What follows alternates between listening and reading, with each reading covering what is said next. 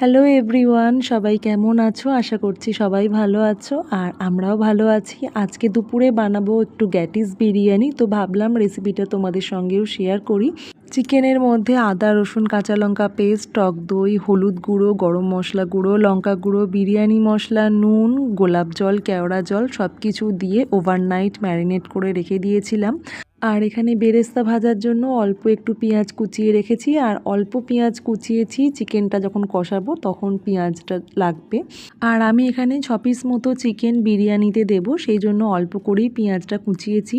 তারপর এখানে সাদা তেল গরম হয়ে এলে বেরেস্তা ভাজার জন্য পেঁয়াজগুলো দিয়ে নিয়েছিলাম। আর এই কাপে 3 কাপ মতো চাল আমি নিয়েছি, যেটা জল ঝরিয়ে রেখে দিলাম। আর এবার পেঁয়াজটা অল্প ব্রাউন ব্রাউন হয়ে এসছে, এবার আমি নামিয়ে নেব। এবার ওই তেলেতেই আমি আর একটু পেঁয়াজ দিয়ে নিলাম চিকেনটা কষানোর জন্য, আর দিয়ে নিলাম আদা রসুন কাঁচা লঙ্কা পেস্ট। আর এখানে পেঁয়াজটা বসিয়ে দিয়ে আমি একটু সরে গেছি, আর পেঁয়াজটা একটু ধরে মতো গেছিলো। যাই হোক, পেঁয়াজের সঙ্গে আদা রসুন কাঁচা লঙ্কা পেস্ট একটু কষিয়ে নিয়ে তারপর চিকেনটা দিয়ে নিয়েছিলাম। আর চিকেন থেকে অল্প অল্প করে জল ছাড়তে শুরু করেছে। এখানে কিছুক্ষণ ঢাকনা চাপা দিয়ে আমি রেখে দেবো। এবার এই চালটার মধ্যে আমি অল্প একটু ঘি মাখিয়ে নেব। আর এদিকে দেখো চিকেনটা ভালো মতোই হয়ে গেছে। আর ওই ম্যারিনেট করা পাত্রে অল্প একটু জল দিয়ে চিকেনটাতে একটু জল মিশিয়ে নিলাম। তারপর আরও কিছুক্ষণ ঢাকনা চাপা দিয়ে রেখেছিলাম। আর চিকেনটা তো এখন একদম হয়ে গেছে। এবার ঘি মাখিয়ে রাখা চালটা আমি চিকেনের মধ্যে দিয়ে নেব। চিকেনের মধ্যে দিয়ে ভালো করে একটু মিশিয়ে নিতে হবে।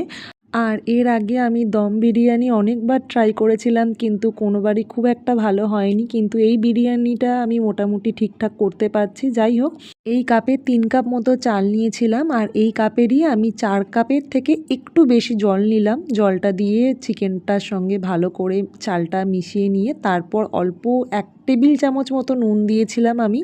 তারপর সব কিছু মিশিয়ে নিয়ে ঢাকনা চাপা দিয়ে 20 থেকে 25 মিনিট মতো এখানে ওয়েট করেছিলাম। যদিও আমি ওয়েট করতে খুব একটা পারি না, মাঝে মাঝে খুলেই দেখছিলাম যে কীরকম কী পর্যায়ে এসছে।